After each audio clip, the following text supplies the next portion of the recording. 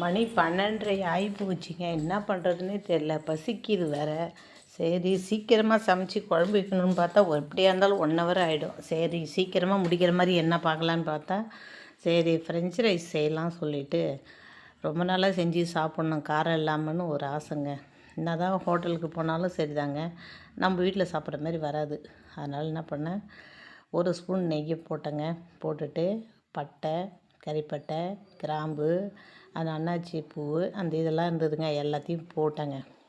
போட்டு எண்ணெயில் நல்லா வதக்கிட்டு பாதி வெங்காயம் போட்டேங்க. ஏன்னா 1 டம்ளர் தான் போடுறேன்ல, அதனால் பாதி வெங்காயம் போட்டேங்க. 1 தக்காளி பழம் நறுக்கி வச்சுருக்கேன். அப்புறம் உருளைக்கிழங்கு நறுக்கி வச்சுருக்கிறேன். பீன்ஸ் 4 நறுக்கி வச்சுருக்கேன். அப்புறம் கேரட்டு பாதி நறுக்கி வச்சுருக்கேங்க. புதினா கொத்தமல்லி கொஞ்சம் வச்சுருக்குறேங்க. எல்லாத்தையும் போட்டு நல்லா நல்லா வதக்குனங்க. போட்டு வதக்கிட்டு அதுக்கப்புறம் பார்த்தேங்க, சரி தேங்காய் பால் ஊற்றினா நல்லாயிருக்கும் அப்படின்னு சொல்லிட்டு இடிசல் அரிசி இருந்ததுங்க. இடிசல் அரிசியை எடுத்து 1 டம்ளர் ஊற வச்சேன். ஏன்னா சீக்கிரமாக ஊறிடும் இடிசல்னால். பட்டாணி கொஞ்சம் இருந்ததுங்க, அதையே போட்டு பச்சை பட்டாணி கொஞ்சம் ஊற வச்சேன்.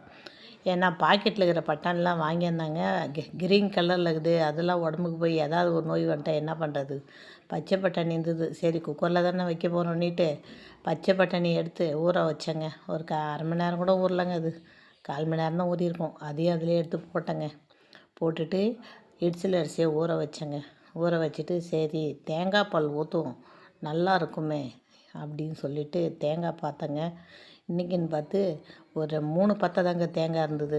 சரின்னு தேங்காய் பத்தையை எடுத்தேங்க. எடுத்து மிக்சியில் போட்டு நல்லா ஓட்டினு அதை பால் புழிஞ்சேங்க. பார்த்தா 1.25 டம்ளர் இருந்தது.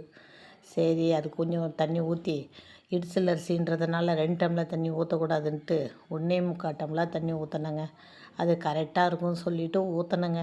தேங்காய் பால் அரிசியை போட்டு காயெல்லாம் நல்லா கிண்டிட்டு அரிசி போட்டேன். அதையும் போட்டுட்டு தேங்காய் பால் எடுத்து ஊற்றினேங்க. ஊற்றி குக்கரில் மூடிட்டேங்க.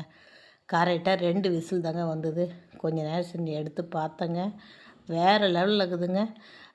ஃப்ரெஞ்சு சூப்பராக இருக்குதுங்க. இங்கே பாருங்கள், பொலன்னு இருக்குது. ரொம்ப ஈஸிங்க. நீங்களும் செஞ்சு பாருங்கள், சாப்பிட்டு பாருங்கள். நல்லா இருந்தால் ஷேர் பண்ணுங்கள், கமெண்ட் பண்ணுங்கள், சர்ப்ரைஸ் பண்ணுங்கள்.